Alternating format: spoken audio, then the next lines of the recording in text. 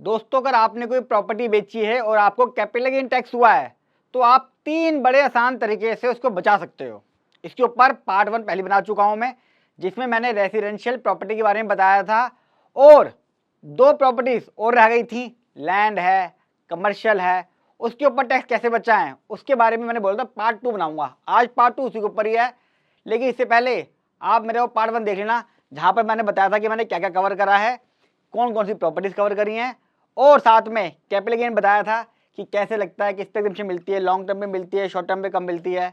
और सेक्शन 54 जो पहले था उसमें बताया था सेक्शन 82 के बारे में। ये था रेसिडेंशियल हाउस, यानी कि रेसिडेंशियल हाउस बेचकर टैक्स कैसे बचाए, पूरा उस पार्ट 1 में बना चुका हूं। अब अदर देन रेसिडेंशियल हाउस हो सकता है, प्रॉपर्टीज तो बहुत सारी होती हैं, अर्बन एग्रीकल्चर लैंड भी हो सकती है, आपका ऑफिस हो सकता है, बॉन्ड हो सकते हैं, शेयर्स हो सकते हैं, म्यूचुअल फंड हो सकते हैं, ज्वेलरी हो सकती है, कई सारी चीज़ें ऐसी होती हैं जिसके लिए सरकार ने ऑप्शन दिया हुआ टैक्स बचाओ। चलिए स्टार्ट करता हूँ। पार्ट 1 तो मैंने देख लिया, पार्ट 2 में आ रहा हूँ आज मैं। सेक्शन 85 टैक्स बचाने के 3 आसान तरीके, जिसमें दूसरा तरीका ये रहा।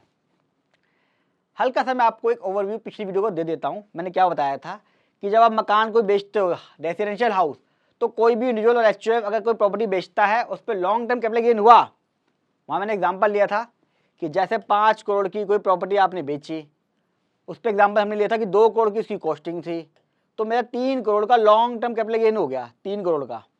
ये एग्जांपल हम यूज़ करेंगे सभी केस में।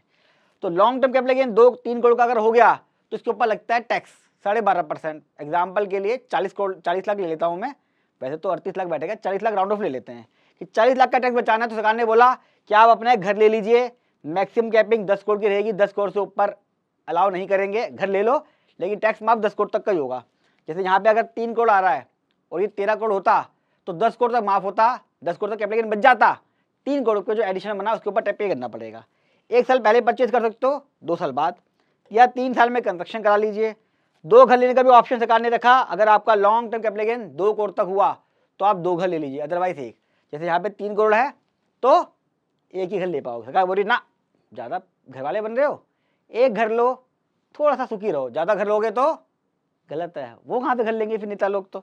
तो मैं समझा दिया, पार्ट 1 देख लीजिएगा। अब पार्ट 2 पे आता हूँ मैं। पार्ट 2 में दूसरा सेक्शन है, दूसरा तरीका है टैक्स बचाने का, सेक्शन 85, जहाँ पर हर एक एसएससी के लिए ऑप्शन है। जैसे यहाँ पे लिखा हुआ इंडिविजुअल एचयूएफ, यहाँ पे लिखा हुआ ऑल, एक ही लॉ, एक ही चीज। यहाँ पे इंडिविजुअल एचयूएफ, यहाँ पे ऑल, यहाँ पे भी ऑल कर दें, यहाँ पे भी ऑल कर देना चाहिए था। सबके लिए एक जैसा रूल होना चाहिए। अरे टैक्स तो टैक्स है, इनकम तो इनकम ही है। किसी ने कंपनी बना ली तो कंपनी को घर ले जाएगी, कंपनी डायरेक्टर्स की तो होती है, वो इंडिविजुअल्स होते हैं, कोई बात नहीं। जब मैं बनूंगा एफएम, एक रूल, एक टैक्स, एक सिस्टम। अब इसमें कौन सी एसेट्स कवर है, यहाँ पे कवर थी रेसिडेंशियल हाउस, घर रहने वाला, वो भी रेसिडेंशियल। यहाँ पे दोस्तों आपकी लैंड, बिल्डिंग या दोनों, यानी कि किसी भी टाइप की लैंड होगी इसमें आ जाएगी। यहाँ लैंड नहीं है, किसी भी तरह की बिल्डिंग होगी यहाँ आ जाएगी। जैसे यहाँ पे रेसिडेंशियल हाउस भी है, यहाँ पे ऑफिस भी है, ठीक है, यहाँ फैक्ट्री भी है, यहाँ पे लैंड है, एग्रीकल्चर है अर्बन या इंडस्ट्रियल है, या किसी तरह की भी है, रेसिडेंशियल प्लॉट, ये भी इसमें आ जाएगा। अब आपको उसके ऊपर टैक्स बचाना है, कैसे बचाना है। मान लीजिए सेम फिगर ले लेता हूँ, 5 करोड़ का था, 2 करोड़ की कॉस्ट निकली, 3 करोड़ का आपको लॉन्ग टर्म कैपिटल गेन हो गया। ये आपका रेसिडेंशियल प्लॉट पर है एग्जाम्पल के लिए। तो क्या करोगे आप, मैक्सिमम से मैक्सिमम एक सेक्शन को यूज कर सकते हो, 50 लाख रुपए आप इन्वेस्टमेंट कर सकते हो। किसके अंदर, बॉन्ड लेने, किसके बॉन्ड, एनएचआई के या आरईसी के। यानी कि सरकार कहती है आपको सड़कें मिले ना मिले, गड्ढे मिलेते रहें, लेकिन ढाई के अंदर इन्वेस्टमेंट करने का पूरा आपको मौका दिया जाएगा, टैक्स बचा लीजिए, हमें पैसा दीजिए, हम आपके पैसे को मैनेज करेंगे, आप रख के एंजॉय करोगे, क्या फायदा, लाओ हमें दो। तो आप ये बॉन्ड ले सकते हो। बॉन्ड कब तक लेने, 6 महीने के अंदर अंदर लेने। जैसे ही आपकी प्रॉपर्टी बिक गई, ये जो है प्रॉपर्टी ओरिजिनल असेट्स, इसे बोलते हैं ओरिजिनल असेट्स। ओरिजिनल असेट्स के बिकते ही जब उसकी रजिस्ट्री हो जाए, उसके 6 महीने की डेट है, 6 महीने में बॉन्ड ले लीजिए। 50 लाख रुपए तक की मैक्सिमम लिमिट है। अब मैंने एक बार क्या करा, दिमाग लगाया, मान लो 3 करोड़ ही है तो 50 लाख पे तो क्या होगा, बॉन्ड ले सकते हो। क्या 2.5 करोड़ का आप घर खरीद सकते हो, यस, घर भी खरीद सकते हो। पूरी प्लानिंग हो सकती है। आप इन तीनों सेक्शनों को एक साथ भी यूज कर सकते हो, अलग अलग भी। मैंने केस में क्या करा, 2 करोड़ की लैंड थी, एक ही एसएससी था, फिर भी उसने जीरो टैक्स पे करा। कैसे, एक साल में रजिस्ट्री कराई, 50 लाख रुपए कैपिटल गेन बना, अगले साल फिर रजिस्ट्री कराई बच्चों लैंड की, 50 लाख कैपिटल गेन बना, और उसने इसमें इन्वेस्टमेंट कर दिया। तो कई सारे ऐसे प्लानिंग के फंडे हैं जो आप प्रॉपर्टी बेचने से पहले अगर डिस्कस कर लें किसी सीए से, तो आप काफ़ी अच्छा टैक्स बचा सकते हो, और आपकी कंप्लायंस भी बहुत जरूरी, क्योंकि इंडिया के अंदर 50% जो दोस्तों केस है ना, वो प्रॉपर्टी खरीदने बेचने पे लगते हैं। साल में, जिंदगी में 1 या 2 बार प्रॉपर्टी बेचते हैं, तो कौन इतना समझेगा। फिर भी चलिए, ये पॉइंट हो गया आपका कि कोई भी लैंड, कोई भी बिल्डिंग 50 लाख मैक्सिमम यूज कर सकते हो, और ये बॉन्ड लेने 6 महीने के अंदर कंडीशन है। अगला इसी का पार्ट बता रहा हूं मैं, 4 पॉइंट हो गए वहां पे। 5 साल तक ये बॉन्ड होल्ड करने हैं, जिसकी वजह से लोगों को ये अच्छा लगता नहीं है कि 5 साल तक कमिटमेंट करनी है, जो शादी से भी खतरनाक है दोस्तों। शादी में तो 1 साल 6 महीने या 3 दिन का ऑप्शन है, यहाँ पे एक बार शादी कर लिया आपने सरकार से, बॉन्ड ले लिए, तो फिर आप निकल नहीं पाओगे। ना ही आप रिडीम करा सकते, ना ही इसके ऊपर लोन ले सकते। अच्छा, कैपिटल गेन अकाउंट की स्कीम है? नहीं जी, बॉन्ड के केस में कैपिटल गेन अकाउंट की स्कीम नहीं है। यानी कि आपको 6 महीने में लेने हैं, तो आप सोचो मैंने बेच दिए, मेरे पास पैसा है, मैं कैपिटल गेन में जमा कर दूं, फिर वहां से बॉन्ड खरीद लूँ ना। आपको फंड अपने पास रखना है, आप उस 6 महीने तक उस फंड का कुछ भी कर सकते हो, एफडी भी कर सकते हो, सब कुछ कर सकते हो, कोई रेस्ट्रिक्शन नहीं है। 6 महीने के अंदर अंदर आप बॉन्ड ले लीजिए, और जो बेचेगा वही अपने नाम से बॉन्ड लेगा, बच्चों के नाम पे नहीं लेने, वाइफ के नाम पे नहीं लेने। उस बॉन्ड पे आपको इंटरेस्ट मिलेगा 5। अच्छा, इनके ऊपर ना हर एक के ऊपर डिटेल के अंदर वीडियो बनाऊंगा, सारी चीज़ें कवर करूंगा जो दिमाग में रहती हैं कि भैया कितनी साल में ले सकते हैं। जैसे 54 ईसी है, ये 54 ईसी आप हर साल ले सकते हो, ऐसा नहीं है कि 1 साल बेच दिया नहीं ले सकते। हर साल जमीन बेचो और 54 ईसी में इन्वेस्टमेंट करो, कोई मना नहीं है, हर साल टैक्स भी आएगा इसके ऊपर। तो ये फंडा था हमारा लैंड बिल्डिंग के ऊपर, मैंने बता दिया है। रेसिडेंशियल प्रॉपर्टी पे पहले बता दिया। अब आपका केस इन्वेस्टमेंट के 3 आसान तरीके, पहले तरीके में नहीं आए, दूसरे में नहीं आए, तीसरा तरीका सेक्शन 86 जो पहले था 54F, इसके अंदर आपकी जितनी भी बची हुई चीजें हैं वो सब आती हैं अदर देन रेसिडेंशियल हाउस। यानी कि आपने कोई भी लॉन्ग टर्म कैपिटल असेट्स बेची हो, लॉन्ग टर्म कैपिटल असेट्स, वो इसमें आ जाएगी। लॉन्ग टर्म कैपिटल असेट्स कब होगी? मैंने पार्ट 1 में समझाया था।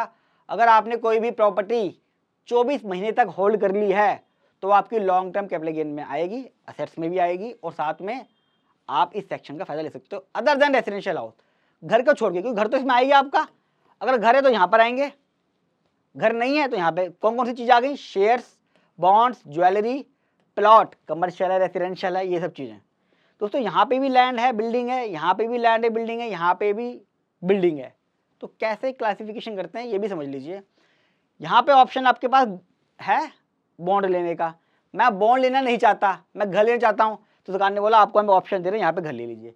यहाँ पे सिर्फ रेसिडेंशियल हाउस का, तो ये हो गया स्पेसिफिक रेसिडेंशियल हाउस का, ये हो गया specific long term capital assets का, ये हो गया स्पेसिफिक लैंड और बिल्डिंग का जिसमें बॉन्ड है। इसमें भी घर है, ले सकते हैं, इसमें भी घर ले सकते हैं, कंडीशंस अलग अलग हैं, ये समझना। सरकार कहती है घर बेचकर घर ही लो, लाइफ एंजॉय नहीं करनी है, ईएमआई मैं पे कर रहा हूँ, पेट मैं अपना काट रहा हूँ। लेकिन जब प्रॉफिट की बारी आती है, जैसे 3 करोड़ हुआ पीछे, मैं बताया कैलकुलेशन में, सरकार ने बोला हमारे पास आओ, हम बताएंगे कैसे करना है इन्वेस्टमेंट। आपने ईएमआई करी, मेहनत करी, सब कुछ ठीक था, लेकिन प्रॉफिट जो हुआ, एप्रिसिएशन जो हुआ है, वो एप्रिसिएशन पे हमारा हक है, हम कंडीशन तय करेंगे। दोस्तों यहाँ पे ध्यान रखना, यहाँ लिखा हुआ any long term capital asset individual और एचयूएफ की। हो सकता है आपकी बुक्स में कोई लैंड बिल्डिंग हो जिस पे आप डेप्रिसिएशन लेते हो। जब हम डेप्रिसिएशन लेते हैं किसी चीज़ पे, उसके ऊपर निकलता है हमेशा शॉर्ट टर्म कैपिटल गेन, वो भी इसमें क्वालिफाई है। मैंने केस कराया था कि भैया, उसने कहा एओ ने, इनकम टैक्स ऑफिसर जी ने, कि भाई ये तो शॉर्ट टर्म कैपिटल गेन है, मैं इसमें एग्जम्पशन नहीं दूंगा। मैंने बोला भाई साहब शॉर्ट टर्म कैपिटल गेन तो है, लेकिन यहाँ पर क्या लिखा हुआ है? Any long term capital assets. यहाँ लॉन्ग टर्म कैपिटल गेन नहीं है। तो अगर आपकी बैलेंस शीट में है और 24 महीने हो गए, नो डाउट उसके ऊपर शॉर्ट टर्म कैपिटल गेन निकला है, फिर भी आप 54F पुराना सेक्शन, नया सेक्शन 86 में उसका बेनिफिट ले सकते हो। नया मिल रहा हो मेरे पास आ जाना। इसी बात पे लाइक, क्योंकि पॉइंट बड़ा इंपॉर्टेंट है, यहाँ पे असेट्स लिखा हुआ है, गेन नहीं लिखा हुआ। अब दोस्तों यहाँ पे आपके पास एक असेट्स थी, म्यूचुअल फंड थे या ज्वेलरी थी, आपने उसे बेच दिया। अब आपको ये पैसा पूरा इन्वेस्टमेंट करना है, यहाँ पे ध्यान रखना, कंप्लीट सेल अमाउंट, यानी कि नेट सेल कंसिडरेशन। अगर कोई हैंड टू हैंड खर्चा हुआ है आपका, ब्रोकरेज का कोई भी, वो माइनस होगा, बाकी पूरा का पूरा पैसा इन्वेस्टमेंट करना पड़ता है। यहाँ पे क्या था इन्वेस्टमेंट करने वाला? Only long term capital gain, जो मकान में था। यहाँ पे क्या करना था? यहाँ पे भी लॉन्ग टर्म कैपिटल गेन करना था। लेकिन जब इस सेक्शन में आप आओगे तो यहाँ पे आपको पूरा का पूरा जो पैसा आपने प्रॉपर्टी बेची सका करिए, यहाँ पे तो गेन रखो, यहाँ पे भी गेन दे दो, लेकिन यहाँ पे पूरा पैसा हमें दे दो, जितना भी आया हुआ है सारा समेट लेंगे हम। हम बताएंगे क्या करना है पैसे का। क्या कंडीशन है ये मैंने बता दिया, कब और कहाँ इन्वेस्टमेंट करनी है ये समझ लीजिए।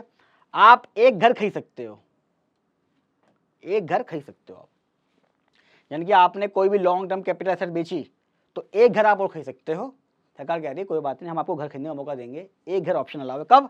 1 साल पहले या 2 साल बाद में खरीद लीजिए। जब भी आपने इस प्रॉपर्टी को बेचा, ओरिजिनल एसेट्स को, बॉन्ड है, ज्वेलरी कोई भी है, 1 साल पहले खरीद लीजिए, 2 साल बाद। अच्छा 1 साल पहले कैसे खरीदेगा आदमी जब बेच ही नहीं रहा? तो कई बार मेरे पास एडवांस भी तो आता है, एग्रीमेंट साइन होता है, या मैंने कोई और घर खरीद लिया हो, उससे कोई फर्क नहीं पड़ेगा। मान लो किसी व्यक्ति ने अगर घर खरीदा हुआ है, उसने प्रॉपर्टी बेच दी 1 साल के अंदर, तो जरूरी नहीं उस पैसे को अपना एंजॉय करे, क्योंकि पहले ही खरीद चुका है वो, भले वो लोन लेके खरीदे, कोई फर्क नहीं पड़ेगा। ये रहा। या 3 साल में घर बना ले। मैक्सिमम कैपिंग इसमें भी 10 करोड़ तक की है, यानी कि जो नया एसेट्स खरीदने जा रहा है वो, अगर वो 15 करोड़ की हुई तो 10 करोड़ तक माफ करेंगे, 5 करोड़ के ऊपर तब भी कैपिटल गेन टैक्स लेंगे, ध्यान रखना। अब इसकी कंडीशन समझ लेते हैं, लेना कभी समझिए। कंडीशन क्या है? पहली कंडीशन कि आपके पास सिर्फ एक घर होना चाहिए। मान लीजिए किसी का म्यूचुअल फंड थे 5 करोड़ के, उसने बेचे, 2 करोड़ की कॉस्ट थी, 3 करोड़ का लॉन्ग टर्म कैपिटल गेन हो गया म्यूचुअल फंड पे, अब उसे टैक्स बचाना है तो उसको एक घर लेना है और अलाउ है। लेकिन कंडीशन ये क्या है, उसके पास सिर्फ एक घर होना चाहिए। यानी कि सरकार चाहती है कि पहले जो घर था एक घर और ले लो, मैक्सिमम से मैक्सिमम 2 घर के अंदर गुजारा चलाओ, बहुत है। क्या करना है तुम्हें ज़्यादा घर लेके? अगर आप सारे घर आप ले लोगे तो फिर नेता लोग कैसे रहेंगे बड़े बड़े बंगलों में? जमीनें चाहिए उनको रहने के लिए, एंजॉय करने के लिए, और आम आदमी 2 घर तक सेटिस्फाई है।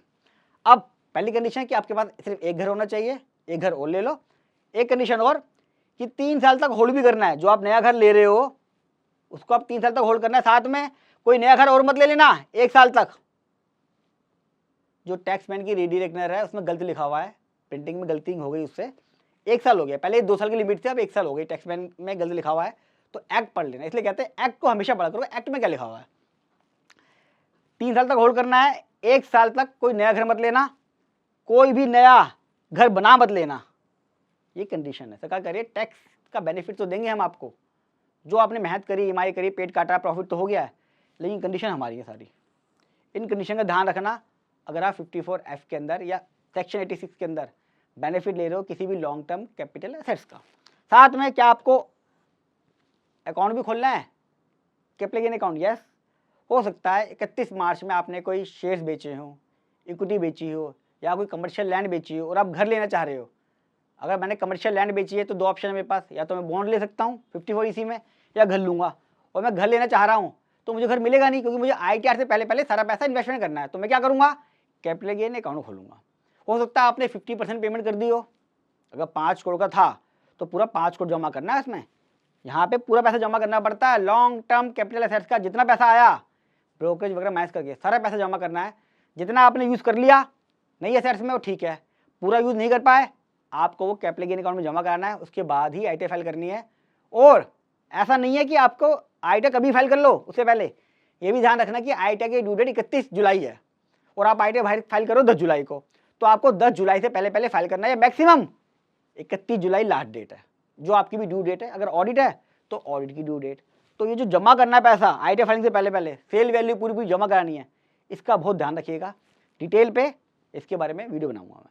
वीडियो कैसे लगी कमेंट बॉक्स में जो बताइएगा, अच्छी लगी तो लाइक कीजिएगा, कोई क्वेरी है वो पूछ लीजिएगा। और मैं इन तीनों जो मैंने बताए हैं तरीके डिटेल के अंदर एक एक चीज़ को लेके, बच्चों के नाम पे कर सकते हैं, पत्नी के नाम पे कर सकते हैं, सर्कल रेट कब लेंगे, एग्रीमेंट डेट, अंडर कंस्ट्रक्शन, कई सारी चीज़ें ऐसी हैं जो मैं आपको नए एक्ट के हिसाब से बताऊंगा प्रॉपर्टी को लेके। तो अगर फर्स्ट टाइम आ रहे हैं सब्सक्राइब कर लें, क्योंकि सब्सक्राइब करा होगा तभी आपके पास नोटिफिकेशन जाएगा और आप मेरी सारी प्रैक्टिकल वीडियो का फ़ायदा ले पाएंगे।